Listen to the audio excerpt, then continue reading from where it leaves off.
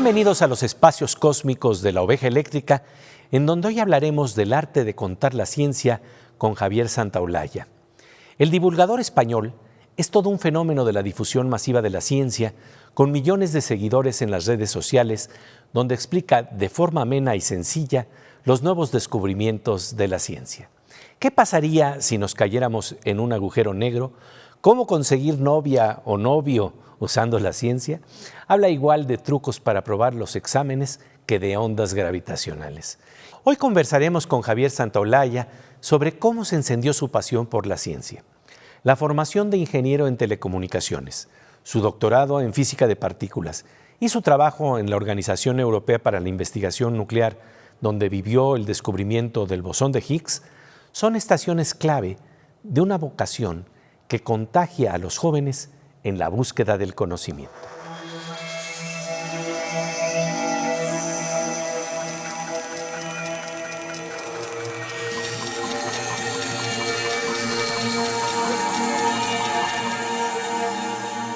Pues querido Javier, nos da mucho gusto encontrarnos aquí en los escenarios cósmicos de la Oveja Eléctrica. Bienvenido. Un placer, verdaderamente inspirador y un honor para mí estar aquí. Oye, pues Javier, hablemos del arte de contar la ciencia y de cómo empieza. Y esto a veces está vinculado a ciertos momentos que tenemos en la infancia, en la educación, en la escuela, en donde de repente se nos enciende la mirada porque hemos entendido algo o porque estamos intuyendo algo profundo sobre nuestra vida, sobre lo que nos rodea. Hablemos de ese inicio en la curiosidad de la ciencia. Y qué bonito es, ¿verdad? Yo tengo recuerdos muy vívidos. Yo soy de Islas Canarias. ¿Ubicas? Sí, sí, claro. Y sabes, bueno, que es uno de los lugares con mejor cielo nocturno del mundo. Así es, para observar las estrellas de manera asombrosa. Y había un día de puertas abiertas del observatorio y fui allí y un astrónomo me mostró el telescopio y recuerdo perfectamente ver las imágenes de las estrellas, ver el telescopio cómo giraba y es un recuerdo que nunca olvidaré y que me hace reforzar mi propia profesión porque me doy cuenta del poder que tiene que te muestren las cosas de esa manera. Y sobre narrativa, sobre historia, recuerdo un día mi hermano, dormíamos juntos. Yo siempre admiré mucho a mi hermano, lo sigo admirando. Fue una persona muy inteligente y de estas renacentistas. No juegues con él al Trivial. Bueno, tú sí, porque sabes mucho, pero yo no. ¿Sabes el Trivial, no? Ese juego de preguntas. Sí. Porque lo mismo te responde una pregunta de arte que de deporte. Es una persona que lee mucho. Y siendo pequeño recuerdo que estando en la cama me contó la historia de un científico que consiguió ganar el premio Nobel por fallar su predicción. Y resultó ser esa historia de imaginándose una persona en un tren lanzando una piedra y se preguntaba, ¿esa piedra va a ir a la velocidad de la piedra más la del tren? Y se preguntó, ¿y si enciendo una linterna, a qué velocidad va a ir la luz? ¿Será la velocidad del tren más la luz? Lo fue a comprobar, vio que no era correcto y por ese fallo le dieron el premio Nobel. Y yo me quedé como, wow, tengo que entender mejor eso. Y fue una historia que hoy la entiendo mucho mejor. Es el experimento de Michelson y Morley. Y sin duda me dio la fortaleza de este concepto de qué poder tiene una historia bien contada.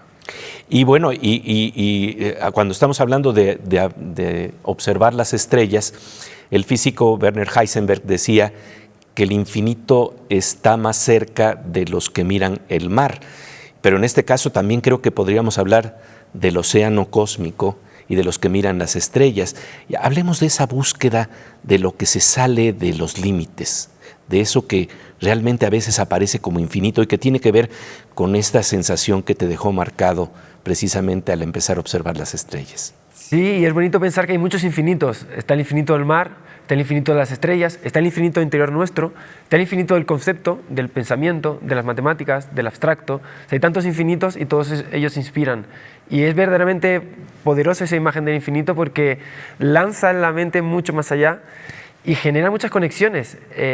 Yo particularmente con las estrellas tengo esa conexión de mirar al cielo e imaginar. Y de hecho me inspira muchísimo porque cuando uno mira las estrellas encuentra primero dos conexiones muy bonitas. La típica de Carl Sagan, de esa es nuestra casa, somos polvo de estrellas. Pero incluso voy más allá porque mirando las estrellas uno está siendo consciente un poco del lugar que ocupa en el universo. A mí me sirve no solamente para entender el concepto de qué es hacer ciencia, sino como filosofía humana. yo entiendo mejor mis retos, mis circunstancias, mis problemas humanos cuando miro las estrellas. De hecho, para mí es un buen reflejo para entender quién soy yo, mirar al cielo y reflexionar. Y en este viaje, por supuesto, estuviste en el CERN, en el Centro Europeo de Investigación Nuclear, en el Gran Colisionador de Hadrones. Y hablemos entonces de ese tránsito de encontrarte con esta sorpresa y este asombro de explorar también el océano de lo pequeño, porque parece que no, pero las distancias abismales entre partículas nos hablan de otra forma de localizar esa sensación de infinito, no viendo las estrellas, sino jugando en el mundo de lo diminuto, del vacío tremendo que nos rodea. Hablemos de eso y luego del tránsito a la pasión por comunicar.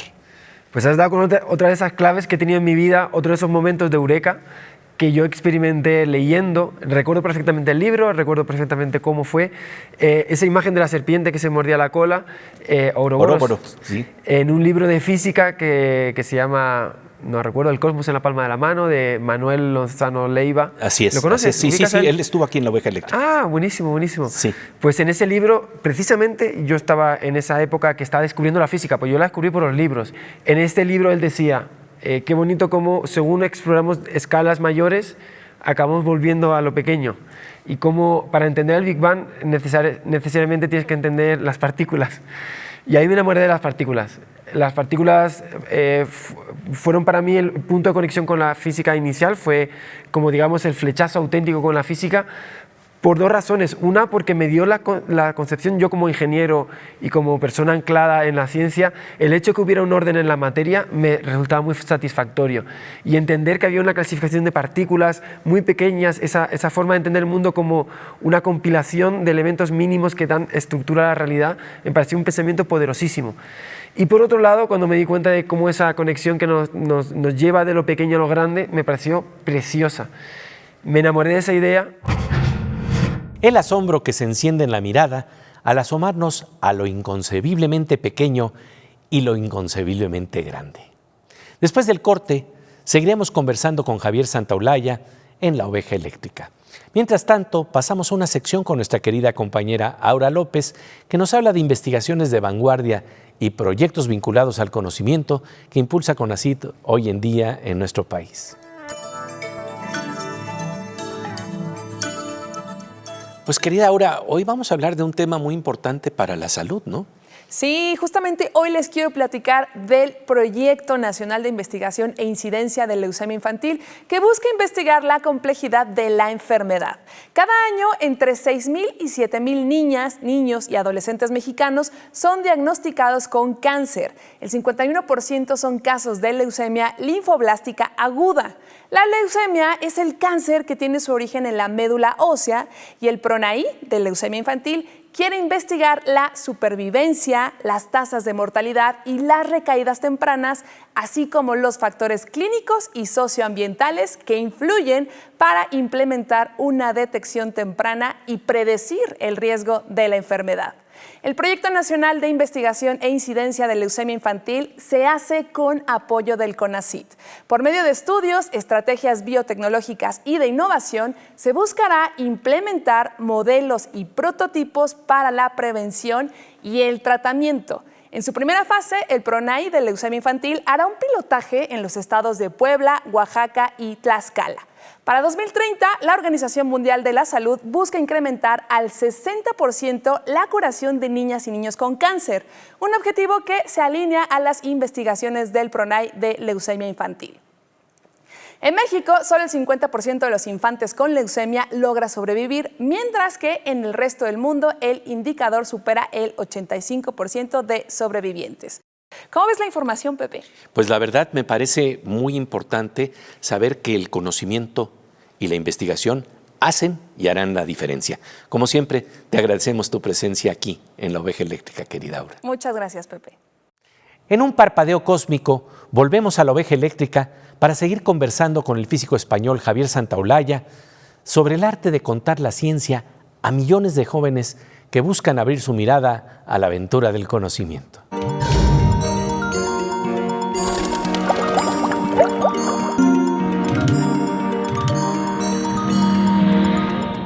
Como de rayo con tintes verdes y dorados que encienden nuestras miradas, estamos de regreso en los escenarios cósmicos de la Oveja Eléctrica, en donde estamos conversando con el físico Javier Santaolalla, quien es considerado el mayor divulgador científico español en la red. Javier llegó a tener más de 2 millones de seguidores en sus canales de YouTube. Sin embargo, decidió cerrar sus espacios en esa plataforma para no quedarse en su zona de comodidad y ser fiel a su búsqueda de la emoción narrativa de la ciencia.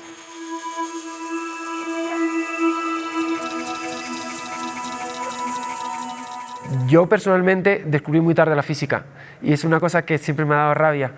Yo era una persona muy inquieta, muy curiosa y ningún profesor se me acercó y me dijo, léete este libro o te voy a contar esta historia. No tuve ningún momento de toda mi educación en la que nadie se me acercara a explicarme las cosas de forma diferente. Descubrí los agujeros negros con 22 años leyendo a Hawking. ¿Cómo no me contaron eso en la escuela? O no me contaron nada del Big Bang, del universo en expansión. Nos ahogaban en ecuaciones para resolver sistemas que ya todo el mundo conoce, de palancas y demás, y nunca nos hicieron soñar o explorar otras dimensiones científicas con preguntas abstractas o con ideas más allá del libro de texto. Y me di cuenta de qué bonito habría sido que alguien con 14 años me hubiera contado eso. Y toda mi carrera, o gran parte de mi carrera, va volcándome en imaginarme a mí mismo contando a mí, me voy a echar a llorar porque es muy bonito, contarme a mí yo de 14 años cosas de ciencia. Ah, qué bonito. Entonces, ¿cómo me habría gustado a mí que me hubieran contado con 14 años a mí? ¿Y cómo me habría puesto yo los pelos de punta si me hubieran contado las cosas que yo ahora sé de la forma en que a mí me gusta que me cuenten? Entonces es un viaje en el tiempo hacia mi infancia, sabiendo que pues, todos hemos tenido una infancia en ciertos aspectos similar y que todos tenemos ese mismo niño curioso que tiene ganas de saber. Entonces ese ha sido el verdadero núcleo de mi carrera, el hablarle al Javier niño que está escondido ahí, que es tímido, pero que tiene muchas ganas de saber. Y sin embargo, tú siempre estás en la búsqueda de nuevos caminos, ya que has encontrado nichos interesantísimos de atracción masiva verdaderamente poderosa.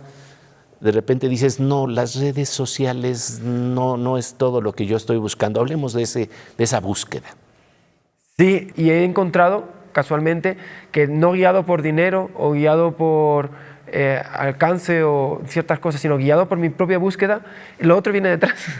Ha sido un descubrimiento muy curioso como valorando ciertos parámetros que en principio no son los más apropiados para conseguir esos objetivos, realmente resultan ser los mejores porque en el siglo XXI la gente quiere historias naturales, historias auténticas, de gente auténtica, que tenga conexiones auténticas con la realidad, como son las de ellos. Ellos también son personas curiosas que investigan sobre ellos mismos y con eso creo mucha conexión con las personas. Es muy interesante porque esto me remite a Joseph Campbell, este gran estudioso de los mitos, que decía, sigue la felicidad de tu proyecto de conocimiento. Follow your bliss, decía. Sigue eso que te da felicidad, que está relacionado profundamente con tu búsqueda y todo lo demás pues viene detrás. Y en este marco pues hasta renuncias a situaciones que ya estabas en la comodidad, por decirlo así, de un nicho en donde estabas masivamente abierto a todo y de repente dices no. Tengo que volver a explorar. Hablemos entonces ahora a dónde se mueven estas exploraciones. ¿Pasan de las redes sociales a dónde? Que de nuevo, cuando uno mira las estrellas se da cuenta que somos tan efímeros y nuestra vida es tan anecdótica que qué sentido tiene si no la vives de la forma máxima, en el buen sentido, vivirla al máximo en el buen sentido, porque somos eso, una anécdota cósmica. Cuando miras las estrellas dices, ¿por qué no me voy a arriesgar a ser feliz si soy eso? una nota a pie de página dentro de un libro mucho más grande. Y en ese sentido, todos los proyectos están guiados por eso mismo, por la curiosidad, por la felicidad, por las ganas de encontrarme en un entorno nuevo, retos personales. En este caso, lo que me pasó con YouTube en particular y en el proyecto en general mío es que me sentía encarcelado por mi propio personaje. Eso es. A la vez que me sentía demasiado cómodo. Y tengo que encontrar un nuevo estímulo para que me disparen nuevas realidades, nuevas ideas, encontrar nuevas narrativas. Necesito precisamente eso, el estar empujándome a la oscuridad para encontrar nuevas luces. Y fíjate que en ese marco es muy interesante que hayas utilizado el humor como un recurso en monólogos que tienen que ver con ciencia y que te estés moviendo también al estudio de la literatura y de las humanidades como otras formas de complementar nuestros conocimientos. Yo vivía en Suiza, en Ginebra, estaba en el CERN y me daba cuenta de cómo contrasta culturalmente nuestra forma de entender la vida a través del humor, la alegría. Es cliché, pero al final resulta una realidad que yo empecé haciendo, mi primera divulgación fue haciendo visitas guiadas en el CERN. Y lo mismo venía un grupo de 20 alemanes, que me venía 20 colombianos, que me venía 20 asiáticos. Y uno rápidamente, pues obviamente que los clichés están pues un poquito exagerados, pero hay cierta realidad dentro de ellos. Y me di cuenta cómo nosotros nos comunicamos y nos entendemos mucho a través del humor. Y esa fue mi primera apuesta. Voy a usar el humor porque es una herramienta que yo vi que vincula mucho en nuestro carácter latino con las personas y a la vez era una herramienta que me conectaba muy bien con mi yo interior. Mi objetivo mayor en la vida, dentro de mi profesión, es conseguir ya no predicar entre ya la persona que ya está convertida, sino llegar a nuevos públicos. Es como el verdadero reto de mi trabajo. Y la historia y la literatura tienen ese poder de llegar a los márgenes que la ciencia muchas veces no consigue alcanzar. Y en ese sentido, pues yo creo que generan esa vinculación tan bonita que tú de forma muy bonita consigues generar y que yo como aprendiz espero algún día dominar. Seguiremos conversando con Javier Santaolalla, autor del libro El bosón de Higgs no te va a hacer la cama. Mientras tanto, vamos a una sección que nos enciende la mirada con el mundo del arte y la ciencia con nuestra querida compañera Miriam Moscona.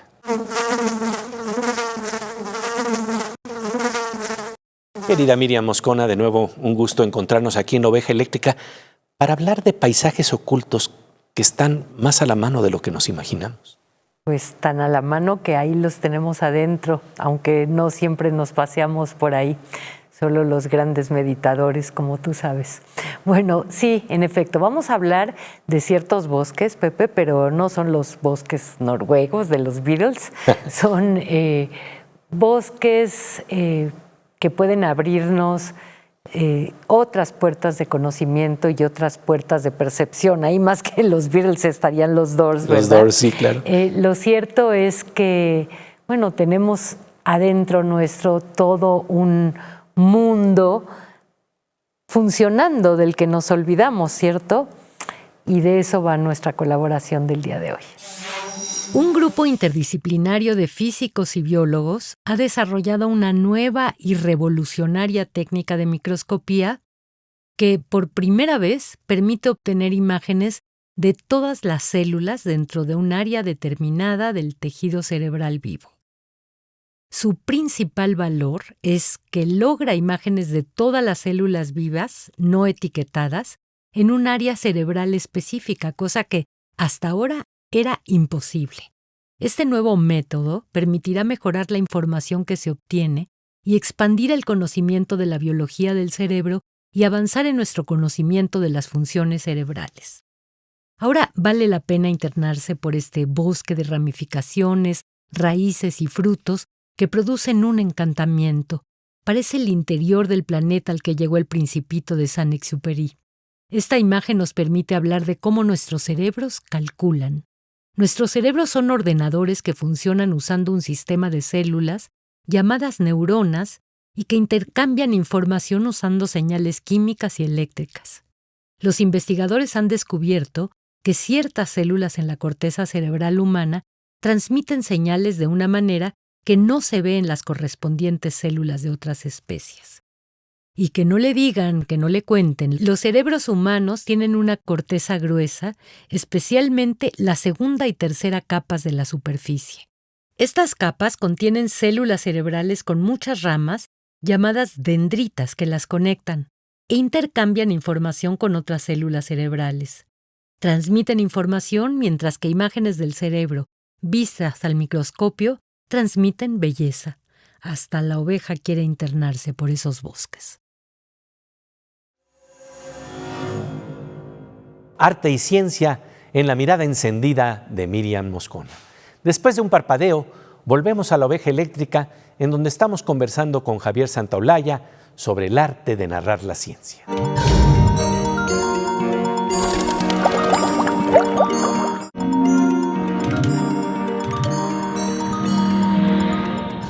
Como de rayo con tintes verdes y dorados que ilumina el océano del conocimiento, estamos de regreso en La Oveja Eléctrica, en donde estamos conversando con Javier Santaolalla sobre su búsqueda de conocimiento, su búsqueda por compartir miradas que se encienden con nuevos horizontes.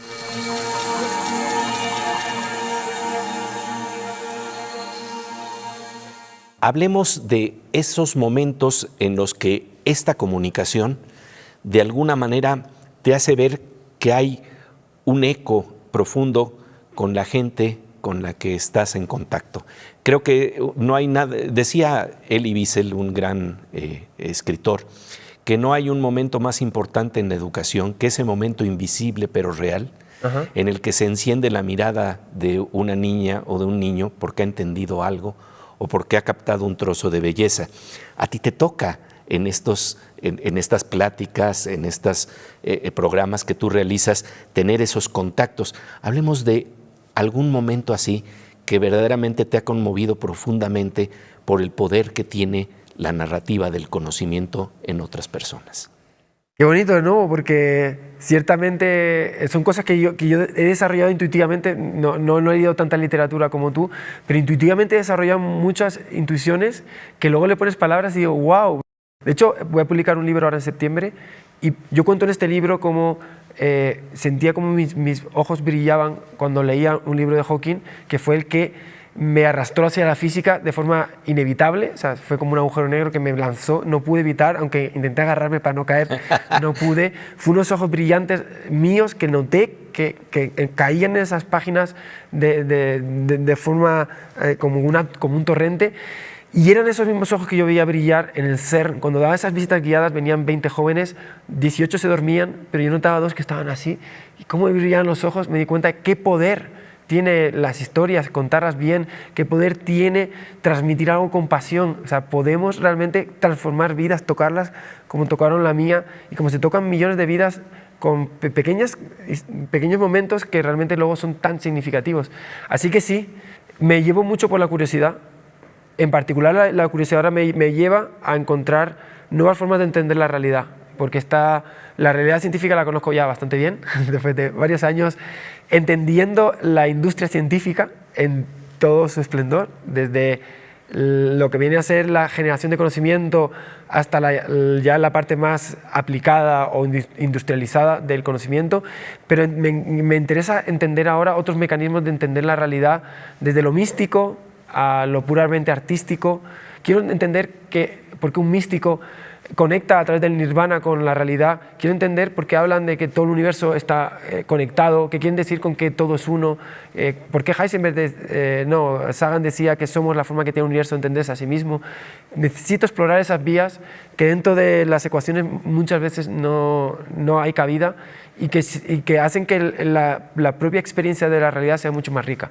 Entonces, curiosamente voy a recorrer esos caminos o pretendo recorrerlos y creo que recorriéndolos yo, pues generalmente he descubierto que consigo generar esa... Somos legión. Exacto. O sea, creo que una constante en mi trabajo es, soy un curioso que da palos a intentar entender alrededor y me doy cuenta de que al hacer así, mucha gente empieza a hacer así y juntos, o sea, no me siento tanto como un predicador o como un vocero, sino como una persona más de un colectivo que a lo mejor consigue a través de sus movimientos de manos contagiar esos mismos movimientos. Compartir los sueños de la tribu.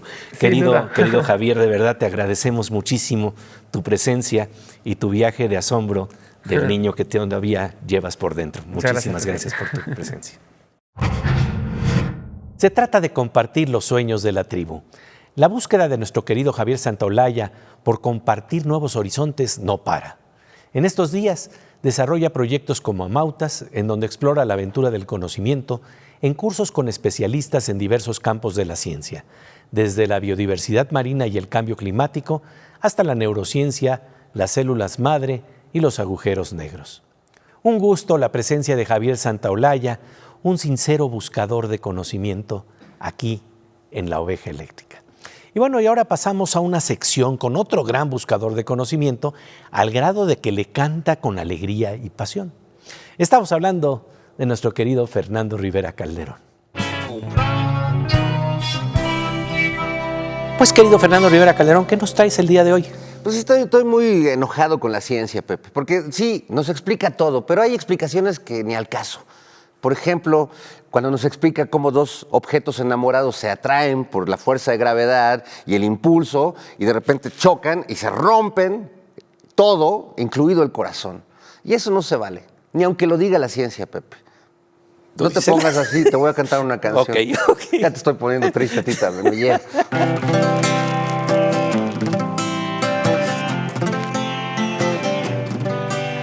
La fuerza de gravedad que impulsa mi corazón iba a tal velocidad que no pudimos evitar la colisión. Chocamos por las leyes de Newton y nos rompimos, maldito Newton. Hoy las cosas han perdido su color. Es la ciencia que transforma el amor en el dolor.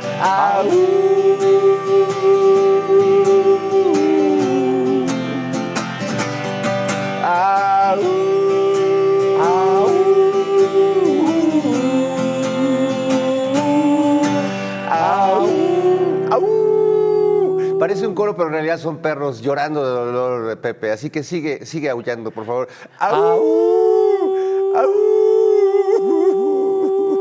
Como los perros del cuento de Ítalo Calvino en Cosmicómicas, que duermen, que lloran y aúllan por la pérdida de la mujer amada. Igualito estoy yo. Así que con tu permiso. ¡Au!